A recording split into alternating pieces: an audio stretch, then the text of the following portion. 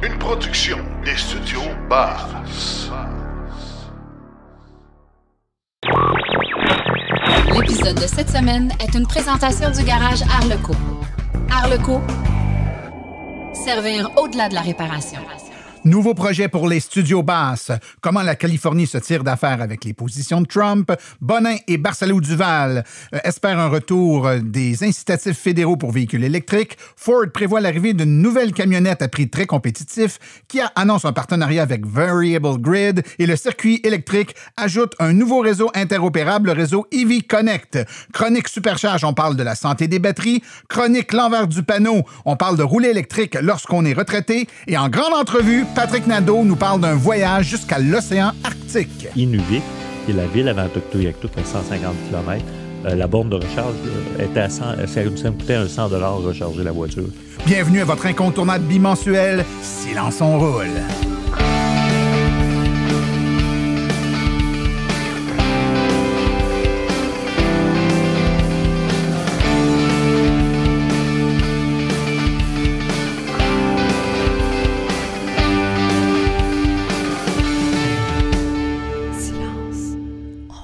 Bonjour tout le monde, mon nom est Martin Archambault et c'est avec passion et plaisir que j'anime Silence on roule, le balado dédié 100% au transport électrique. Silence on roule était également le fier partenaire de l'Association des véhicules électriques du Québec. J'espère que vous allez bien, que vous avez passé un excellent 2 semaines, que vous avez profité de ces belles journées. Quel été extraordinaire quand même on a eu, hein? Je sais que je l'ai dit la dernière fois, mais... Wow! C'est rendu que quand on a une journée ou deux de pluie, on est surpris. C'est bon pour la nature tout de même, il faut que ça tombe, mais ça reste qu'on a eu un été extraordinaire et profitons-en, car les temps plus froids s'en viennent plus vite qu'on le pense.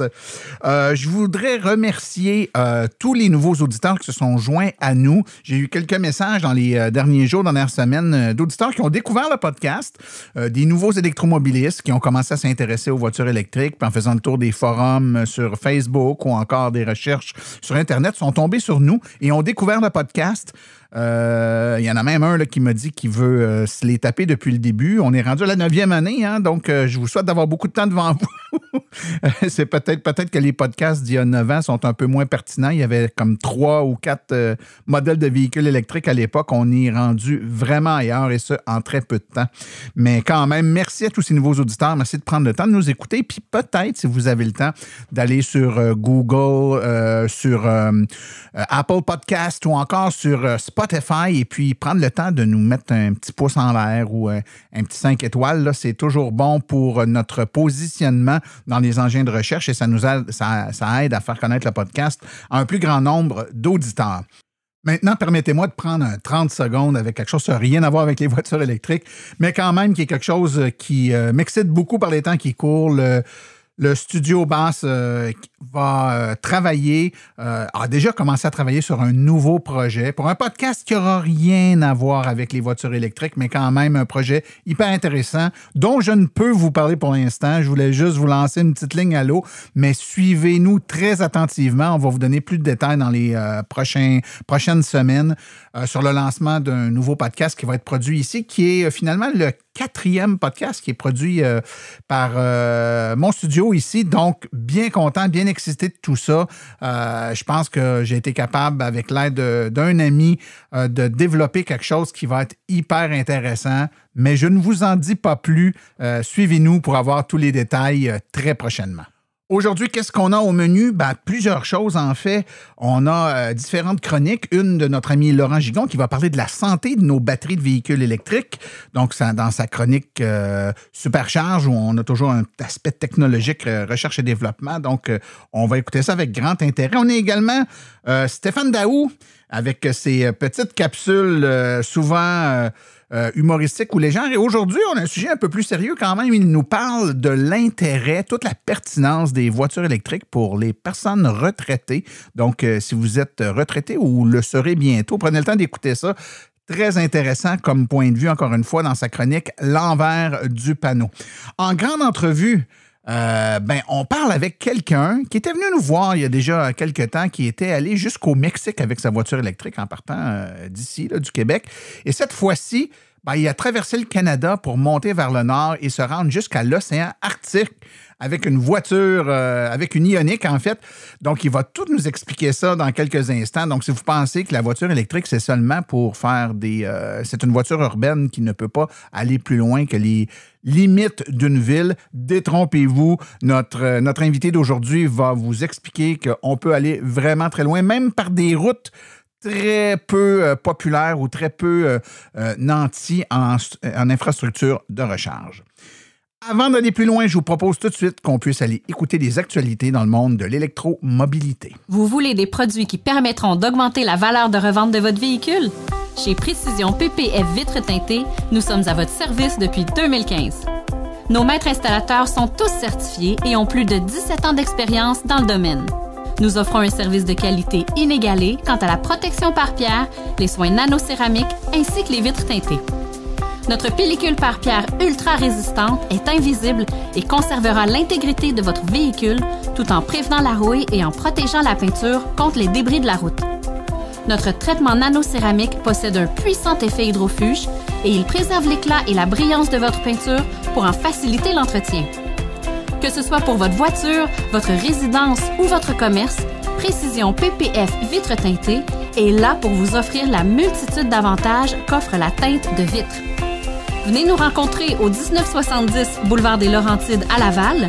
Appelez-nous au 450-490-4488 ou encore venez visiter notre page Facebook Précision PPF Vitres teintées. Nous comblerons vos exigences tout en vous offrant la qualité que vous recherchez. Les actualités sont une présentation de Bourgeois Chevrolet, le spécialiste du véhicule électrique au Canada. Contactez-nous au bourgeoischevrolet.com ou au 450-834-2585. Dès son premier jour de retour à la présidence, Donald Trump a juré de réduire l'influence de la Californie sur les normes nationales d'émissions automobiles en éliminant les mandats de véhicules zéro émission de l'État. Il a tenu cette promesse en cours du premier mois de son second mandat. Après une série de votes controversés au Congrès en mai, Trump a signé une loi qui a effectivement annulé plusieurs normes californiennes sur les émissions automobiles, y compris le règlement emblématique de l'État visant à interdire la vente de voitures neuves uniquement à essence à l'échelle de l'État d'ici 2035. La Californie n'a toutefois pas dit son dernier mot. Les efforts pour un air pur sont attaqués, mettant en danger la santé de chaque Américain, a déclaré Randolph en Californie. La Californie continuera de se battre et ne renoncera pas à un air plus propre et à des meilleures santé publiques. Nous avons une obligation légale et morale, a-t-il déclaré. Les porte-paroles du Bloc québécois en matière d'environnement et changement climatique, Patrick Bonin, et transport, Xavier Barsalou-Duval, exigent un retour imminent des incitatifs fédéraux à l'achat de véhicules électriques qui ont été abandonnés par les libéraux. Alors que le Canada vit sa deuxième pire saison pour les feux de forêt, le Bloc québécois s'inquiète du retard et du recul des libéraux dans la lutte contre les changements climatiques. Ottawa tarde à rétablir ses propres incitatifs malgré un engagement exprimé par les ministres de Bruzin et Joly. Le Québec, qui a remis en place ses incitatifs à l'achat de véhicules électriques, n'a pas à assurer seul la transition énergétique du Canada et doit assurer sa part de responsabilité. Après de nombreux reculs sur les politiques environnementales, les libéraux ne doivent pas répéter l'histoire et remettre en place très rapidement les incitatifs à l'achat d'un véhicule électrique, comme ils y sont engagés, a réclamé Patrick Bonin. Malgré une baisse des ventes dans le segment des véhicules électriques, plusieurs constructeurs automobiles préparent de nouveaux développements passionnants dans ce domaine. Parmi eux figure Ford, dont le président Jim Farley a récemment évoqué un moment Model T. Ce moment Model T signifie que Ford prévoit produire une toute nouvelle camionnette, une version intermédiaire du modèle Lightning, mais à un prix très compétitif. En fait, Ford vise un prix inférieur à 30 000 $ américains, ce qui équivaut à environ 35 000 $ canadiens, à moins que les tarifs douaniers ne compliquent les choses. Ce véhicule, décrit comme très abordable et extrêmement polyvalent, pourrait même alimenter une maison pendant 6 jours. Il sera assemblé à l'usine de Ford à Louisville, au Kentucky, ce qui fait actuellement l'objet d'une rénovation majeure. Et dans l'industrie, des rumeurs circulent sur le possible retour du nom Ranchero, mais qui sera, une fois dévoilé, ce que sera le nom réel de ce véhicule. Kia Canada a annoncé la semaine dernière un partenariat innovant avec Variable Grid Adaptive Power, un leader canadien dans la technologie électrique spécialisé dans la gestion de l'alimentation de véhicules électriques. En tant que première marque automobile à conclure un partenariat avec Variable Grid au Canada, Kia continue de rendre les véhicules électriques accessibles à tous les Canadiens et à toutes les Canadiennes en proposant des solutions avant-gardistes de technologie perfectionnées adaptées au pays. Variable Grid élimine les coûts et la complexité qui accompagnent l'installation d'un chargeur électrique dans les maisons plus anciennes qui n'ont pas forcément la capacité électrique suffisante pour accommoder le chargement rapide de niveau 2 que peuvent nécessiter certains véhicules électriques. Donc, on parle de bornes niveau 2 à plus grande puissance.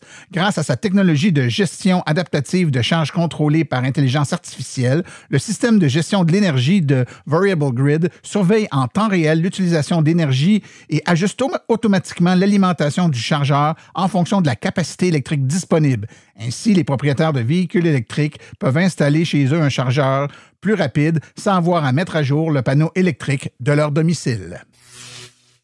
Encore une fois, le circuit électrique nous annonce l'ajout d'un réseau interopérable à sa liste déjà très vaste de réseaux interopérables accessibles directement dans l'application du circuit électrique. Et nous parlons maintenant du réseau EV Connect. Le réseau EV Connect est bien connu des Québécois puisqu'il est très répandu au sud de la frontière aux États-Unis et dans les États américains limitrophes au Canada. C'est toute une nouvelle puisque cet ajout rend disponible aux membres du circuit électrique et ce directement dans l'application, plus de 3700 bornes niveau 2 et 1900 bornes rapides. Ce réseau s'ajoute aux 17 autres réseaux interopérables dans l'application du circuit électrique qui permet aux utilisateurs un peu partout en Amérique du Nord d'avoir accès à plus de 166 000 bornes. On vous rappelle que vous pouvez voir les réseaux interopérables et les masquer ou les afficher au besoin à partir de l'application mobile du circuit électrique.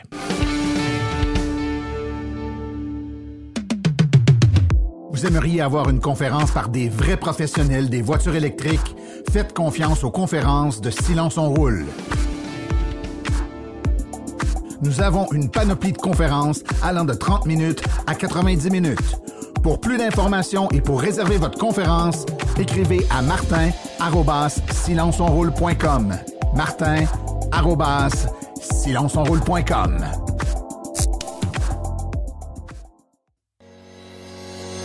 La chronique Supercharge est une présentation de NextDrive, un réseau d'ateliers pour une nouvelle génération de véhicules. Confiez l'entretien et la réparation de votre véhicule électrique à des techniciens certifiés et propulsés par NAPA. Pour tout connaître de la recherche et développement et des nouvelles technologies qui entourent les véhicules électriques, voici la chronique Supercharge avec Laurent Gigon. Bien le bonjour, M. Laurent. Bonjour, Martin. On revient de vacances? Ben oui, ça se voit pas. Oui, en tout cas, ça se voit dans ton état d'être. Et je ne sais pas si ça s'entend. Est-ce que ça s'entend? Ça sent. Ben, les auditeurs pourront nous le dire. Dites-nous-le si vous sentez Laurent plus détendu qu'à la normale.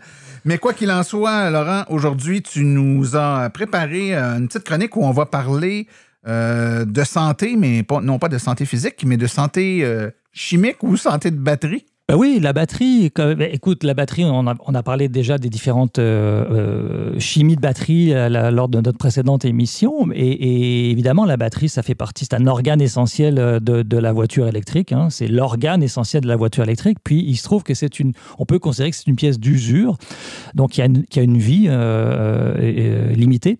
Mais on va le voir tout à l'heure, il y a plein de rumeurs là-dessus. On va essayer de débroussailler là-dedans. Alors, l'idée, c'est d'expliquer comment garder en santé sa batterie, en bonne santé, quelles sont les meilleures pratiques, en fait, lors de l'usage quotidien de son véhicule électrique pour avoir une santé qui soit le plus possible bonne, le plus longtemps possible. Oui, on veut tous... Je pense que quand on s'achète ou qu'on fait l'acquisition d'un véhicule électrique, on veut tous bien connaître ce qu'on devrait faire pour garder notre véhicule en santé le plus longtemps possible. En effet, et surtout, tu dois le constater comme moi, quand on se fait poser des questions par des gens qui ne connaissent pas les voitures électriques, la santé de la batterie, c'est souvent numéro 1 dans les questions qu'on nous pose. Ils sont inquiets. Qu'est-ce que ça va me coûter quand je vais devoir changer la batterie, comme s'il y a beaucoup de gens qui doivent changer la batterie. En effet. Et alors, bon, donc, on va essayer de répondre à ces questions-là, à cette anxiété-là des batteries, en commençant d'abord par les chimies, parce qu'il existe, on en a parlé la dernière émission, c'est qu'il y a essentiellement deux types de batteries, il y a les LFP et les autres, on va les appeler les autres, pour ne pas les nommer. Les LFP, ce sont des batteries qui ont la capacité de pouvoir supporter une charge de 100%, de niveau de charge, indéfiniment, et c'est même recommandé de la laisser à 100% finalement. Donc c'est la batterie la plus relaxe qui soit. Elle est beaucoup plus stable que les autres batteries. Elle dure plus longtemps, d'après les statistiques. Elle présente d'autres intérêts, mais on en a déjà parlé. Mais essentiellement, c'est de bien connaître quelle chimie de batterie on a quand on achète son véhicule. Non pas que ça ne va pas changer grand-chose, mais au moins de savoir sur quel type de batterie vous êtes, parce que là, ça va permettre de conditionner en fait ces gestes différemment. Donc, les batteries qui ne sont pas des LFP, c'est recommandé de ne pas laisser une charge de plus de 80% si on ne s'en sert pas. Alors, donc, avant de partir en vacances, un mois dans les pays chauds, une batterie qui n'est pas LFP. Et au moment où on se parle sur les véhicules courants sur le marché, la majorité des véhicules n'ont pas de LFP. On sait que c'est une tendance, le LFP, qui risque de prendre de l'ampleur au courant des prochaines années. Mais pour le moment, certains modèles 3 de Tesla, entre autres, ont des batteries LFP, mais la majorité des véhicules ont des batteries qui ne sont pas LFP, donc qui préfèrent ne pas être laissés longtemps à 100%. Donc, si vous partez un mois en vacances, vous êtes mieux de ne pas la charger à 100% avant de partir. Vous la chargez à... Vous pouvez regarder le manuel du manufacturier, mais généralement, ça va vous dire 70%, 75%, 80%. Un petit truc, moi, quand je pars en été, si je m'absente pendant plusieurs semaines en été, à ce moment-là, je vais la descendre à 70%. Même moins. Si je pars en hiver, je vais quand même la laisser à 80% au cas où il y aurait une coupure de courant ou un problème avec la borne et que la voiture ne soit plus alimentée, parce qu'on le sait, en hiver, par grand froid, la batterie a besoin d'énergie pour se maintenir, pour ne pas tomber sous une certaine température. Ouais. Donc, si vous partez plusieurs semaines en hiver, que vous laissez votre voiture à 70%, ça se peut qu'elle descende à un niveau peut-être trop bas au bout de quelques semaines. Donc, le truc, c'est en hiver, gardez-la à 80. Mais si vous partez en été, vous pouvez la laisser à 70, 60%. Elle reste branchée sur la borne de toute façon. Donc, la borne va maintenir ce niveau de charge-là, quoi qu'il en soit. Donc, ça, c'est le premier truc. Si vous partez pour un long trajet, là, il y a des trucs, il y a des planificateurs, dépendamment du type de véhicule. Vous savez que vous devez partir pour un long trajet à 9h le lendemain matin. Vous arrangez pour terminer votre charge à 9h le matin, donc elle va être à 100% pour 9h, de façon à ce que la batterie ne soit pas à 100% pendant des heures à vous attendre. Non, vous allez rouler, ça va baisser, donc exactement. L'avantage également de pouvoir, c'est ce qu'on appelle du préconditionnement, c'est-à-dire que si la batterie se termine de charger à 9h le matin, que vous partez à 9h le matin qui fait moins 30, votre batterie sera à bonne température. Parce que la charge aide, quand une batterie se charge, se décharge, elle génère de la chaleur. Donc, votre batterie sera naturellement à la bonne température. Il y a également des fausses rumeurs, Laurent, qui circulent, qu'on entend souvent sur les batteries. Et ça crée un peu d'angoisse chez les gens qui ne s'y connaissent pas beaucoup et vient de là toutes les questions par rapport à la santé de la batterie. Voilà, c'est ça. La première question qu'on nous pose, c'est ça, votre batterie, quand est-ce que vous l'avez changée? Moi, j'ai 260 000 km sur mon véhicule, donc quand j'annonce ça, les gens, ils tombent en bas de leur chaise, ils sont persuadés que j'ai changé la batterie au moins une fois. Alors, effectivement, les données, maintenant, on a quand même pas mal de données. On le sait que les batteries se conservent beaucoup plus que ce qu'on imaginait. Donc, on peut imaginer que sur à peu près 8 à 10 ans, on a plus de 80% de la capacité de la batterie qui est gardée. Puis ça, c'est vraiment très conservateur. Si on regarde selon les utilisateurs, selon ce qu'on observe, le taux moyen serait environ, alors là, ça peut se discuter, mais d'à peu près 1,8% par année de dégradation.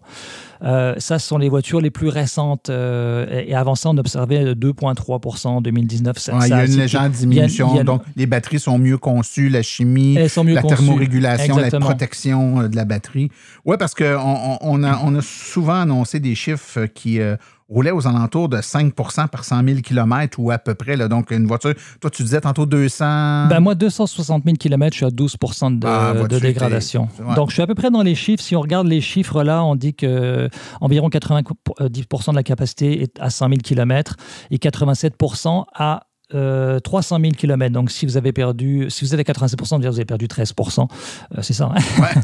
Donc, ça sont des chiffres quand même récents, des études qui datent de décembre 2024 et qui ont été publiées dans différents magazines.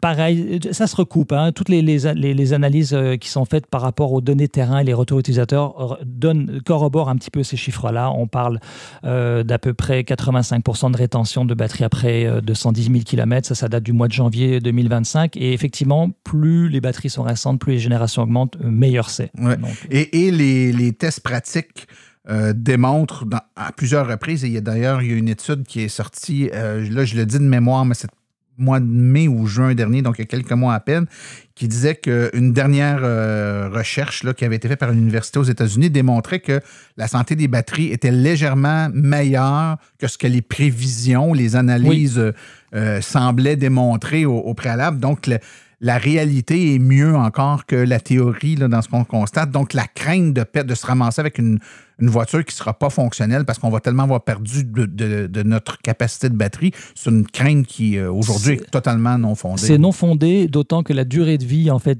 la durée de vie utile des batteries va dépasser celle du reste des composantes de la voiture, à savoir ne serait-ce que la corrosion sur les châssis, on parle au Québec. Donc, on est au-delà de 15 ans à 20 ans de durée de vie utile, ce qui fait qu'on est largement en dehors de ça. Donc, vous pouvez dormir tranquille. Laissez votre anxiété de côté, ça ne sert à rien de s'inquiéter pour ça. Je pense qu'il y aura d'autres événements sur la route qui vont faire que votre voiture sera plus utilisable. Ouais. Donc, Laurent, si je résume l'essence de ton propos, on s'assure de bien comprendre le type de batterie qu'on a. Si on a une batterie qui n'est pas une batterie LFP, on fait attention de respecter les recommandations du manufacturier qui souvent vont être de ne pas la charger en haut d'un certain pourcentage même, et également en bas. Hein? On a parlé d'en haut, même de la maintenir à zéro. Ça, c'est un autre point aussi. Si vous utilisez votre voiture une journée, vous allez faire un grand parcours. Mettons que vous la chargez à 100%, vous allez terminer à 20%. Bon, c'est pas mal, mais si vous faites... ce que je veux dire, c'est qu'il vaut mieux aller être centré sur le 10-90 plutôt qu'aller chercher le 0%. Oui, c'est ça. Donc, si vous arrivez à la maison, retour à la maison ou à votre destination, je devrais dire, puis le pourcentage de recharge est très, très bas, 4 5 vous êtes mieux d'aller la charger. Si vous êtes pressé d'aller vous coucher, vous êtes peut-être mieux même d'aller prendre un petit 15-20 minutes puis lui donner un peu de charge avant de vous coucher pour ne pas la laisser près de zéro. Effectivement. Laurent, je pense que on a fait le tour. On a fait le tour. Merci beaucoup et puis on se revoit dans quelques semaines pour ta prochaine chronique, mon cher ami. À très bientôt. Merci. Au revoir.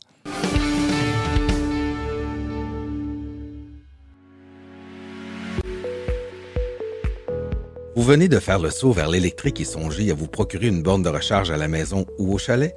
Depuis plus de 65 ans, Hydrosolutions est une entreprise québécoise de confiance.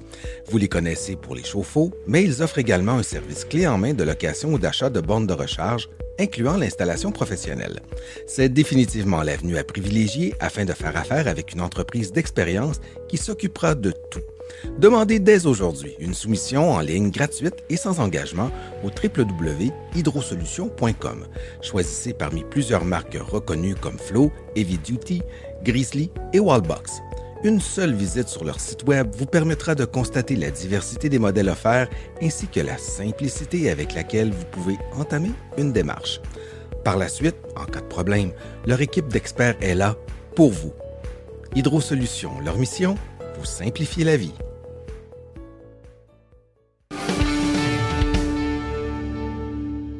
À Silence on roule, on a souvent fait des spéciaux où on a parlé de longs voyages en voiture électrique.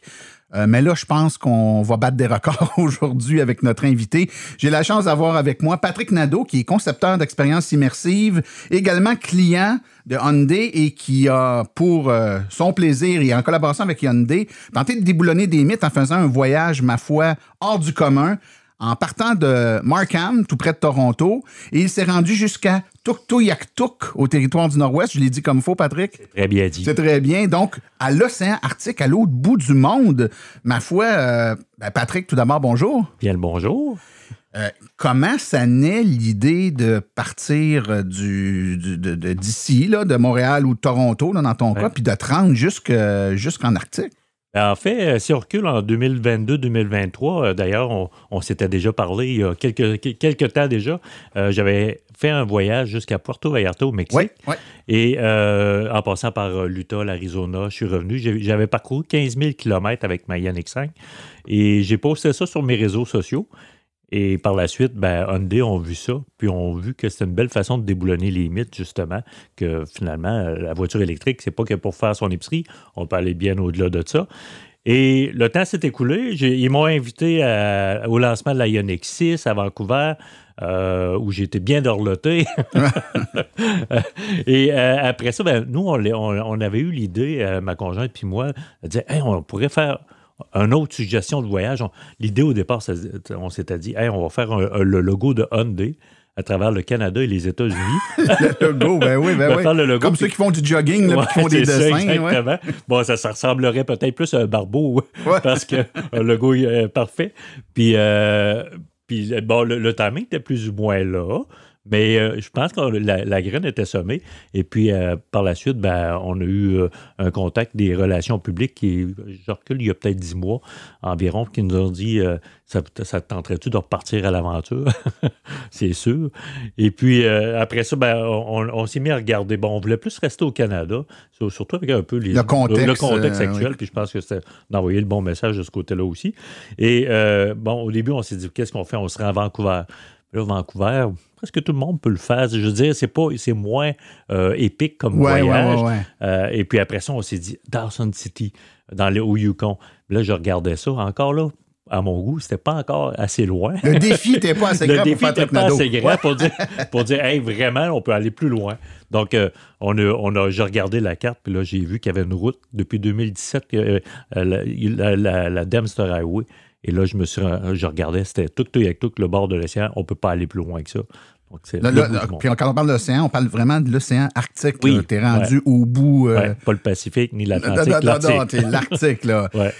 Donc, le projet est présenté. C'est toi qui as proposé cet itinéraire-là à Hyundai, quoi? Oui, l'itinéraire. Et puis, on a regardé ça avec les relations publiques.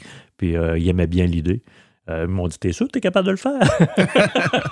J'ai fait quand même mes devoirs de dire, OK, il y a possibilité de recharger à certains endroits. C'est un peu ça, hein, parce que, tu sais, on se rappelle, puis pour ceux qui veulent réécouter, je vais mettre dans les liens du podcast un lien vers l'entrevue précédente qu'on a fait avec Patrick quand il est allé au Mexique.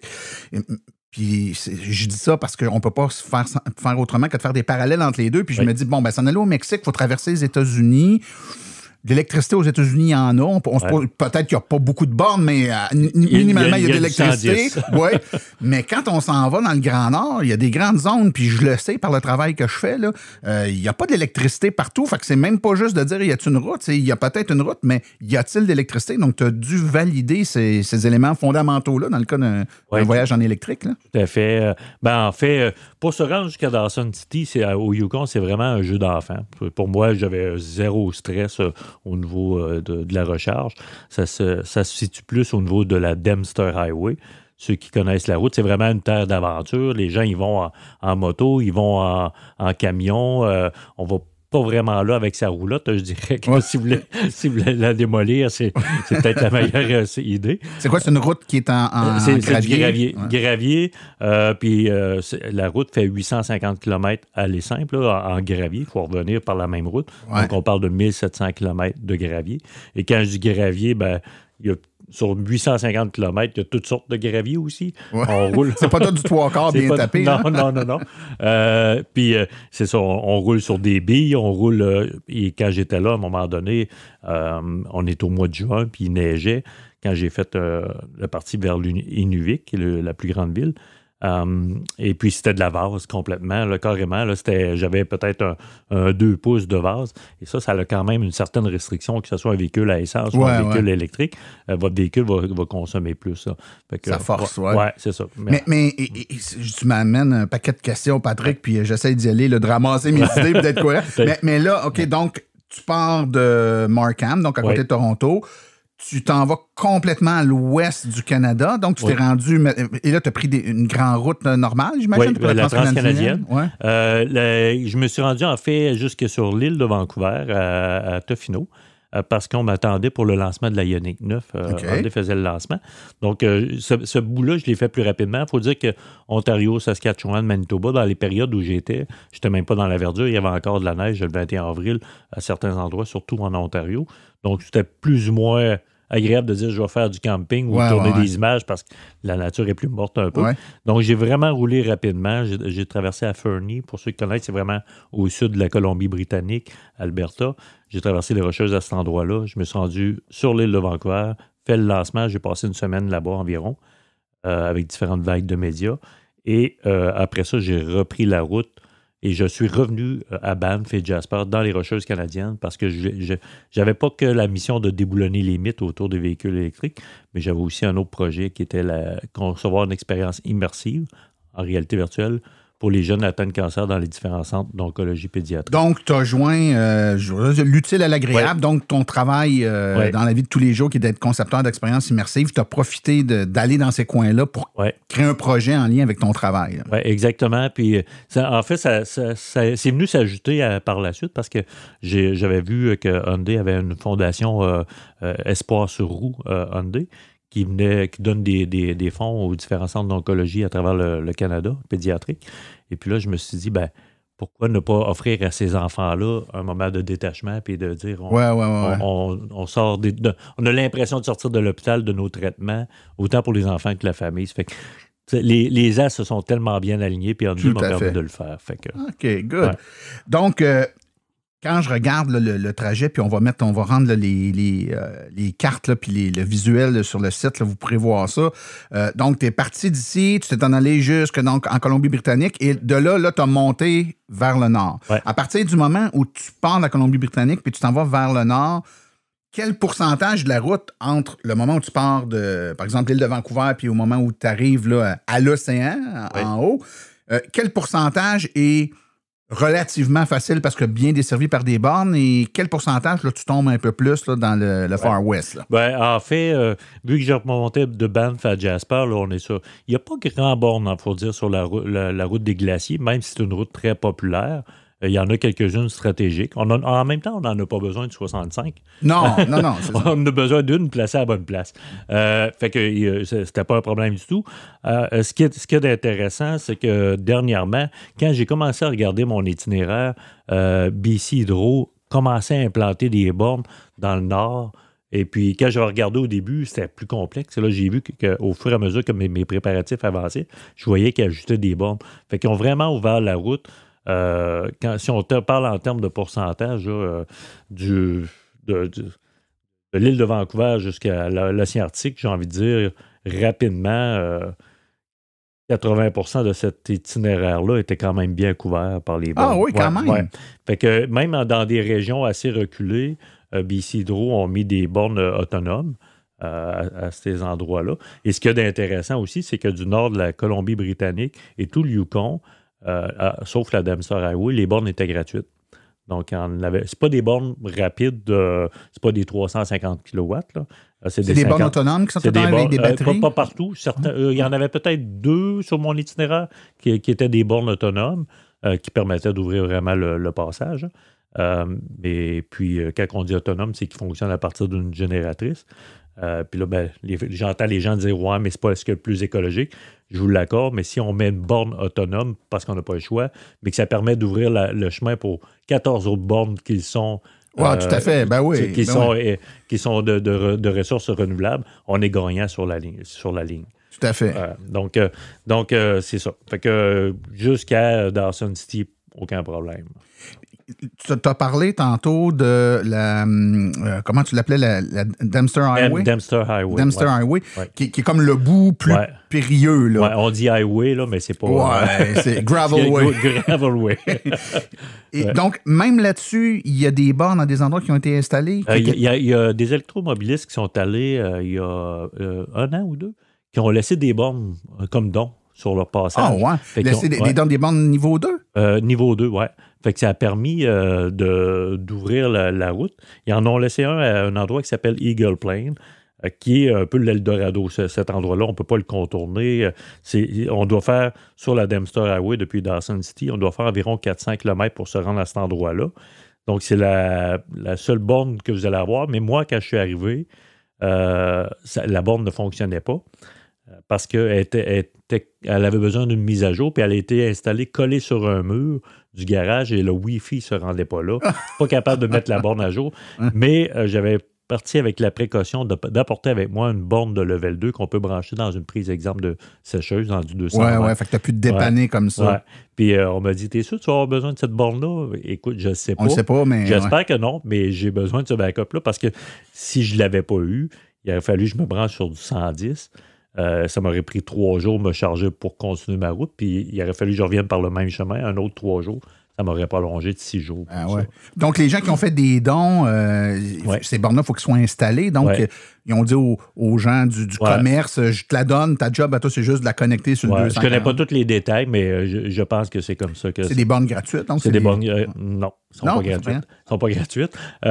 Mais comme à Eagle Plain, son prix a été très raisonnable. 50 $ pour la recharge. Ça peut paraître beaucoup, mais sachez que l'essence à cet endroit-là est à 2,65 le litre. Fait que tout est beaucoup plus cher à cause du transport. Ah ouais, l'épicerie est plus chère, tout est plus cher dans ce coin-là. Une simple bouteille d'eau à Tuktoyaktuk, 11 $ à l'épicerie. Aïe.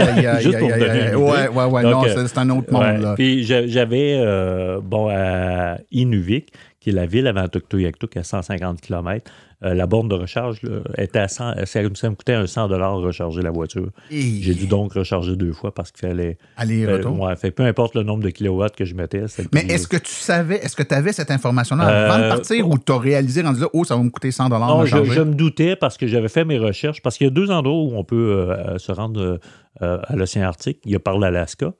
Il y a une route qui sera à l'océan Arctique par là aussi, mais on voulait rester vraiment au Canada. Puis de toute façon, par l'Alaska, le dernier bout, quand on arrive, on est obligé de prendre un autobus pour aller voir l'océan Arctique. C'est pas ça que je voulais non plus.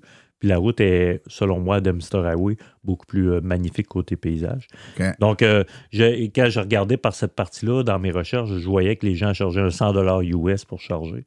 Pas tant le choix.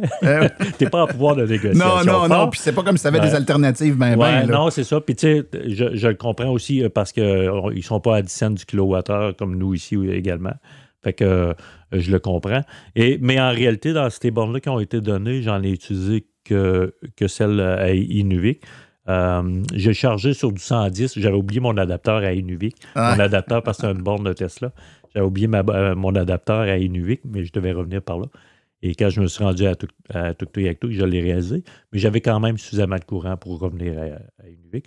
Je me suis branché dans du 110 la nuit parce qu'il n'y avait pas d'hôtel là-bas quand je suis arrivé. Pas d'hôtel, pas de restaurant d'ouvert à ce moment-là. Donc, tu as dormi où? J'ai dormi dans ma voiture. J'ai passé l'équivalent à peu près durant ce voyage-là qui a duré 2 mois. J'ai passé l'équivalent d'une semaine à dormir dans mon véhicule. Et quand tu dis « je me suis branché », donc tu allais près d'un édifice où il y avait une prise extérieure de 120 puis tu t'es plugué là? Il y avait un camping pas ouvert encore, avec une petite cabane avec 6 prises de courant, puis je me suis simplement branché dessus, là. Oh wow, OK. Écoute, tu avais déjà fait des longs voyages, on l'a dit tantôt, le Mexique. Là, tu savais, une fois que tu as conclu le deal avec Hyundai, que tu t'en allais là-bas. Est-ce qu'il y a une préparation spéciale que tu as faite, des recherches? Mais comment tu t'y es pris pour dire là, que le matin du départ, tu n'es pas trop stressé puis tu sais pas mal... ça a été quoi ta stratégie de préparation, disons ça comme ça? Disons que la première chose qu'on veut voir, c'est est-ce que c'est faisable avec les bornes qui sont là en place. Fait que moi, j'ai utilisé comme l'application, il en existe plusieurs, des applications j'aime bien utiliser ABRP pour ce genre de choses-là, A Better Route Planner, où tu mets ton point de départ, ton point d'arrivée, puis ton modèle de voiture, puis ça va venir te montrer partout où tu peux te charger. Fait que ça, pour moi, je voyais, OK, c'est clair, on regarde plusieurs itinéraires, on efface, on recommence, puis on essaie de trouver le meilleur itinéraire. On doit faire plusieurs recherches sur le web aussi pour savoir qu'est-ce qui va être le plus intéressant. Oui, parce que Better Route Planner peut te dire, OK, il y a 2 bornes là, puis tu vas arrêter là, mais peut-être que quand tu fais une recherche sur le web, tu vas te rendre compte que ces bornes-là sont ils ont des pannes à répétition depuis 1 an, puis que les gens...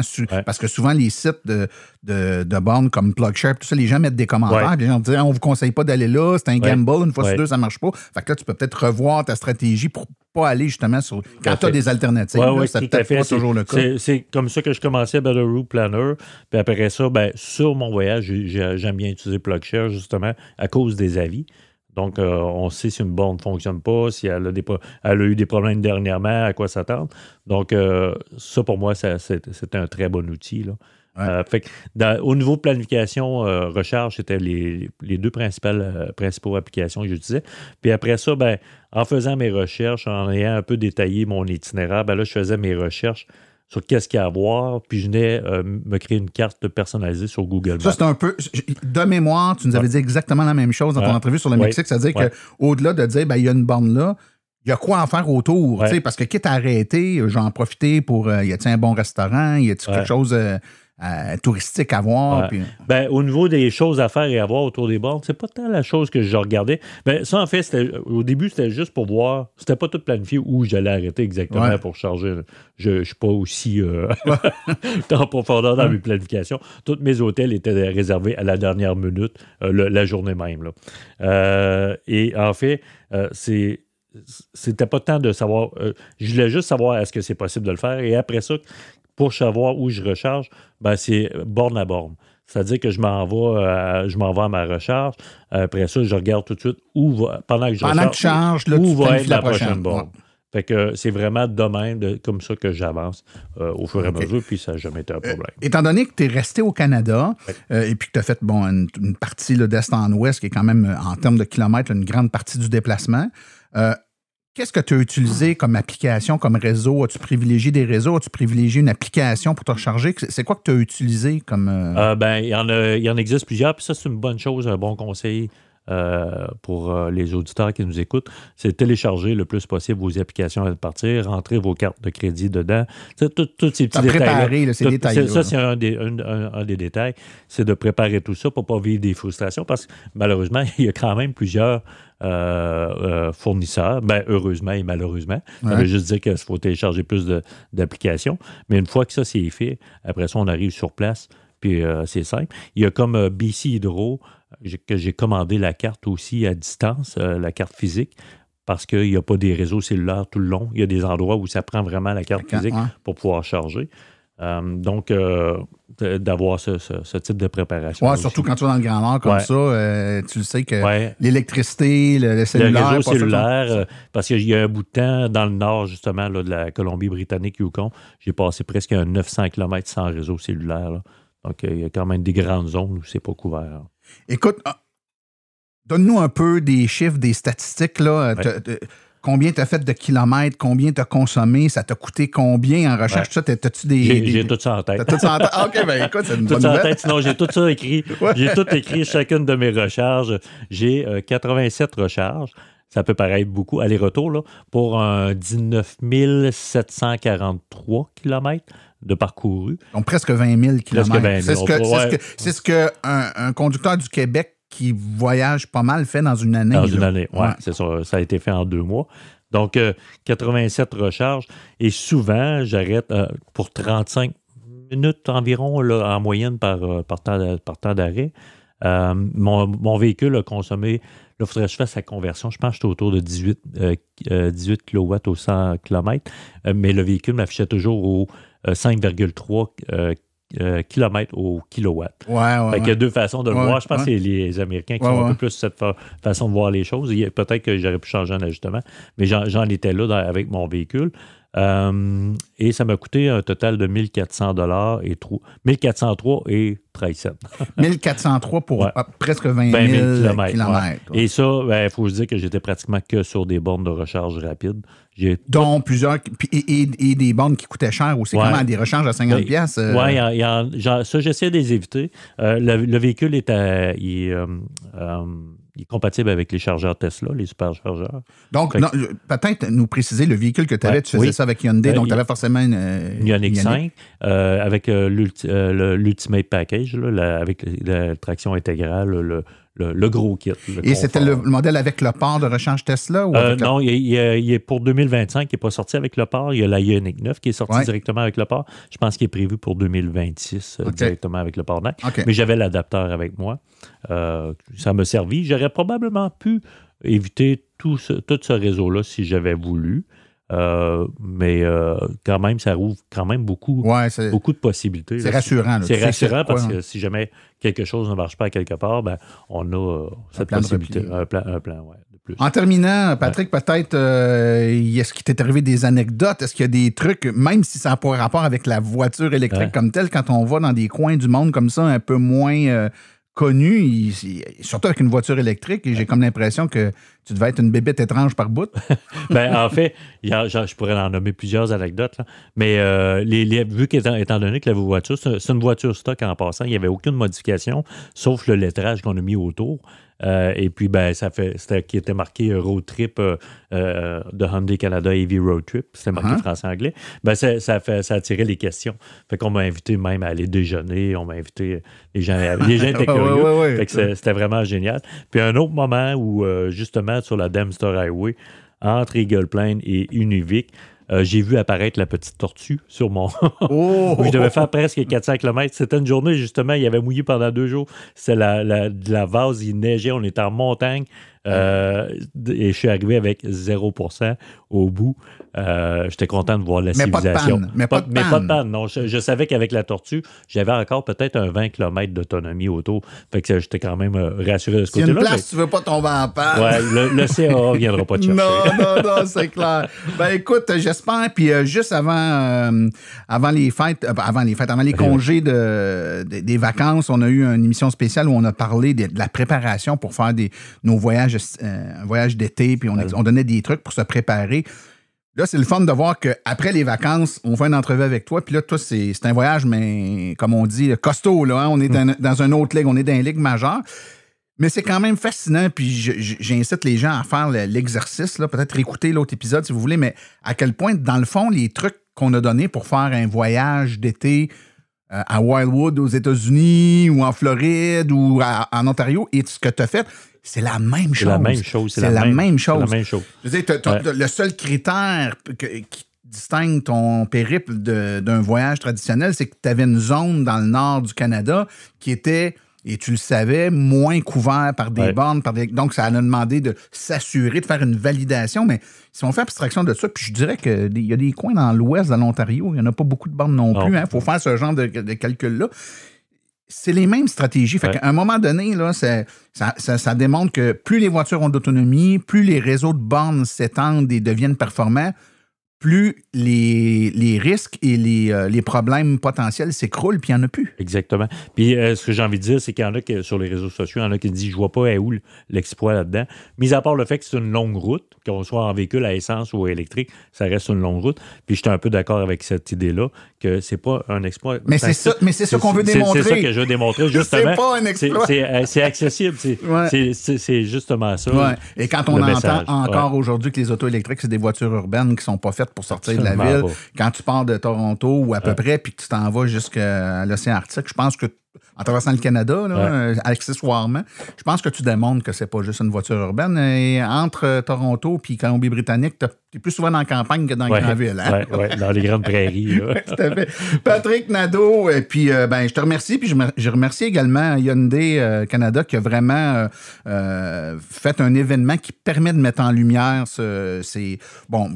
oui, les voitures de Hyundai, mais n'importe quelle voiture, en fait, c'est l'électrique permet ça maintenant. Puis évidemment, si tu le fais avec une voiture Hyundai, avec les belles capacités qu'elles ont, c'est encore plus trippant, mais ça reste que c'est une belle démonstration par A plus B, puis ce que tu as dit tantôt tout à fait juste. C'est pas un exploit, ben tant mieux. C'est ce qu'on veut démontrer, que c'est pas si compliqué que ça, puis qu'on n'a pas besoin de se prendre 6 mois avec une équipe d'ingénieurs pour réussir ça. N'importe qui, avec un minimum de planification puis d'outils gratuits sur Internet, est capable de planifier ce voyage-là puis le faire. On est rendu là. On est rendu là. Merci, Patrick. Au plaisir.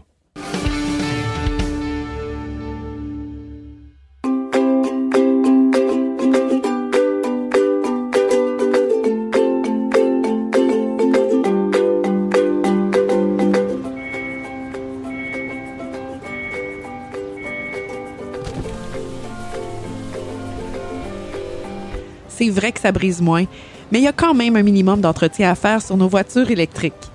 Quand est venu le temps de faire l'entretien de mon véhicule, j'ai choisi de faire confiance à l'équipe d'Arleco plutôt que le concessionnaire.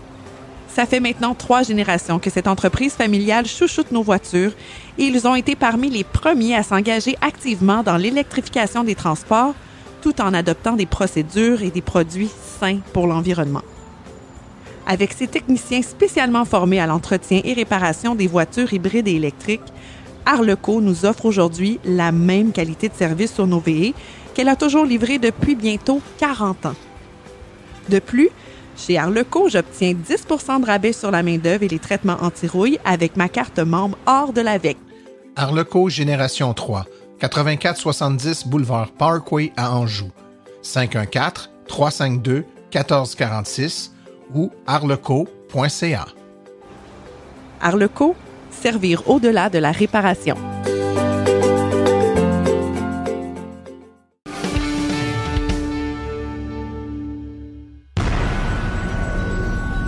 La chronique L'envers du panneau est une présentation de Bourgeois Chevrolet, là où le service à la clientèle et les voitures électriques sont pris au sérieux. bourgeoischevrolet.com ou le 450-834-2585.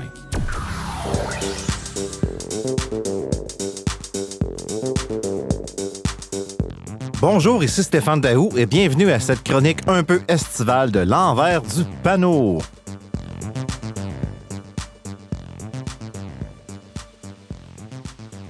Dans cette chronique, j'aimerais ça vous amener sur une réflexion sur la retraite. Surtout comment on va se transporter au moment de notre retraite. Avez-vous déjà figuré que, à partir d'un certain âge, on ne travaille plus et les revenus vont être mensuels, c'est-à-dire le fonds de pension et tout ça. Dans l'optique qu'une personne prend sa retraite à 60 ans et conduit jusqu'à l'âge de 80 ans, en moyenne 20 000 km par année. Avez-vous déjà calculé combien d'argent de votre fonds de pension, de votre vieux gagné, vous allez devoir transposer dans votre compte chèque pour avoir de l'argent pour acheter du carburant ou de l'énergie pour vous transporter? Et ça va durer 20 ans, 25 ans, tout dépendamment l'âge de votre retraite. Si vous prenez votre retraite à 55 ans, c'est encore beaucoup plus d'argent qu'il va falloir calculer dans votre revenu de retraite pour être capable de vous déplacer. En exemple, si vous pensez conduire 20 000 km par année, ça peut vous coûter en moyenne 3 000 $ par année en énergie, en dépenses reliées pour votre véhicule. Pendant 20 ans, c'est pratiquement 60 000 $. Et ça, c'est de l'argent que vous allez devoir prendre de vos REER et probablement payer de l'impôt lors du transfert dans le compte chèque pour avoir une liquidité pour pouvoir acheter du carburant. Mais ça ne s'arrête pas vraiment là. Après avoir perdu de l'argent avec les impôts d'une certaine manière sur le montant retiré, vous allez acheter du carburant et si c'est de l'essence, à ce moment-là, si vous achetez 100 $ d'essence, il faut quand même calculer que vous allez devoir payer de la fiscalité sur ce 100 $-là, c'est-à-dire les taxes sur l'essence et tout ce qui va avec. Donc, votre 100 $ épargné se retrouve dévalué d'à peu près 50 % juste parce que vous achetez de l'essence. Ensuite, il faut parler du moteur thermique qui, lui, va être efficace à 20-25 %. Au final, votre 100 $ de carburant en vaut peut-être 12-15 $. On pourrait aussi dire que les banques ou les coopératives financières travaillent contre leurs membres quand ils leur financent un véhicule à essence. Pour une banque, l'argent dans votre compte chèque n'est pas productif.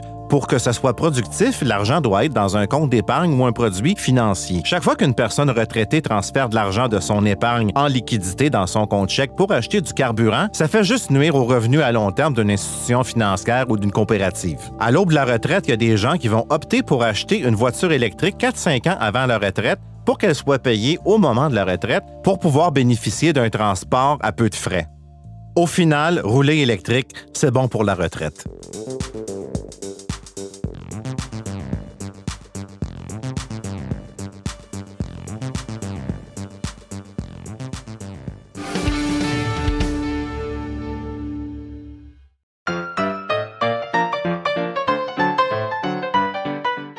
Retour dans le rétro. Votre capsule historique sur la petite histoire des voitures électriques.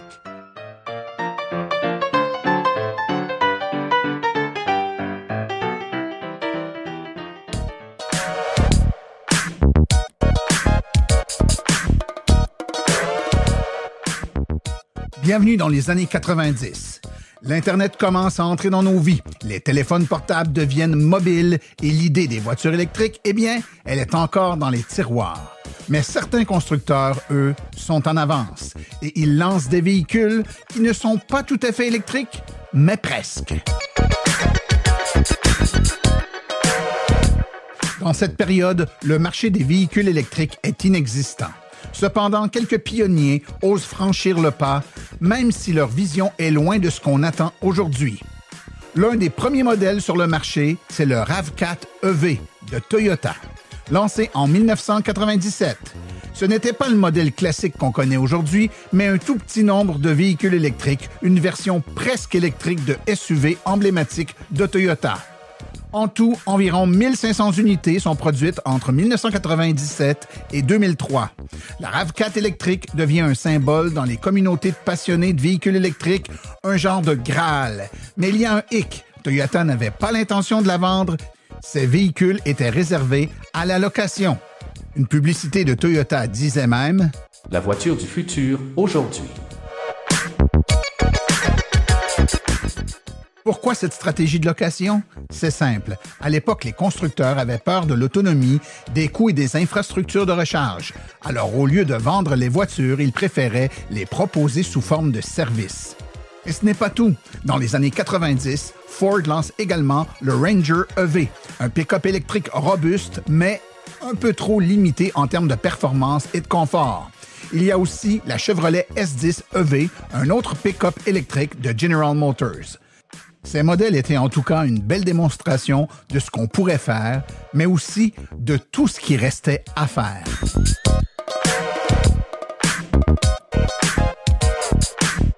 Pourquoi ces voitures n'ont-elles pas marqué l'histoire comme des pionnières? Parce qu'elles ne s'adressaient qu'à une niche. Pas de réseau de recherche public développé, une autonomie faible et des prix élevés. Les gens n'étaient pas encore prêts à adopter massivement l'électrique, mais ces véhicules ont posé les bases. Une anecdote qui résume tout, la RAV4 EV était si populaire parmi les premiers utilisateurs qu'ils ont formé un club et se retrouvaient pour échanger des conseils et améliorer les véhicules eux-mêmes. Ces modèles n'étaient peut-être pas les voitures électriques qu'on attendait, mais ils ont montré qu'un avenir sans essence était possible.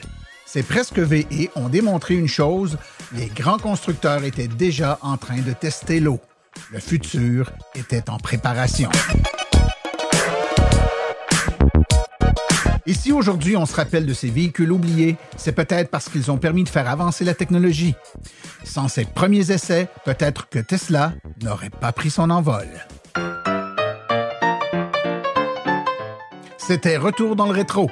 La prochaine fois, on plonge dans l'univers fascinant du projet Bolloré et Autolib, un pionnier français qui a peut-être eu une vision plus tôt que les autres.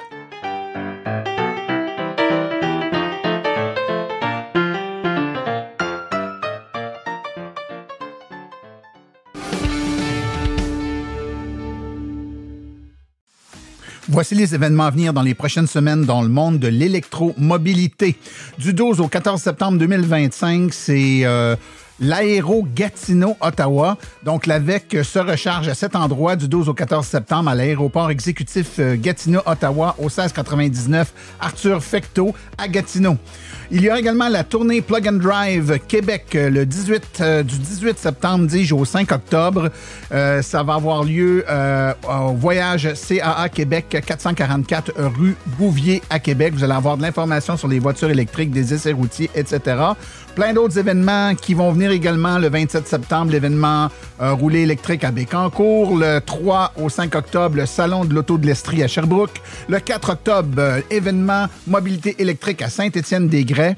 Du 9 au 26 octobre, c'est les V vont partout, Plug and Drive, Trois-Rivières. Et du 30 octobre au 16 novembre, les V vont partout à Saint-Jérôme. Et pour ce qui est des conférences, une seule pour le moment qui est à l'affiche, c'est le 29 octobre à 19h à la Prairie, la bibliothèque Léo Le Cavalier, une conférence d'initiation aux voitures électriques. Ceci conclut l'épisode d'aujourd'hui. Remerciements sincères à nos invités et collaborateurs, c'est-à-dire Patrick Nadeau, Laurent Gigon et Stéphane Daou. À la recherche, Martin Archambault, les chroniqueurs Stéphane Daou, Claude Gauthier, Laurent Gigon, Philippe Corbeil, Sébastien Côté, Cédric Ingrand et Daniel Rochefort. Communication, Marie-Hélène Hamelin. Thème musical, François Viau, Luc Poirier, Marie-France Falardeau. Réalisation et production, les Studios Basses. Un merci tout spécial à Arleco, notre commanditaire principal, ainsi qu'aux autres annonceurs qui rendent l'émission possible, c'est-à-dire Hydro-Solutions, Précision PPF Vitres teintées, Bourgeois Chevrolet, Création L'Escarmot, UAP Napa, Complexe EV, Roulon électrique, ainsi que l'Association des voitures électriques du Québec. La reproduction est permise, mais nous apprécierions en être avisés. Les questions sur le balado doivent être adressées à martin@silenceonroule.com, mais pour l'information générale sur les voitures électriques, visitez plutôt le www.aveq.ca.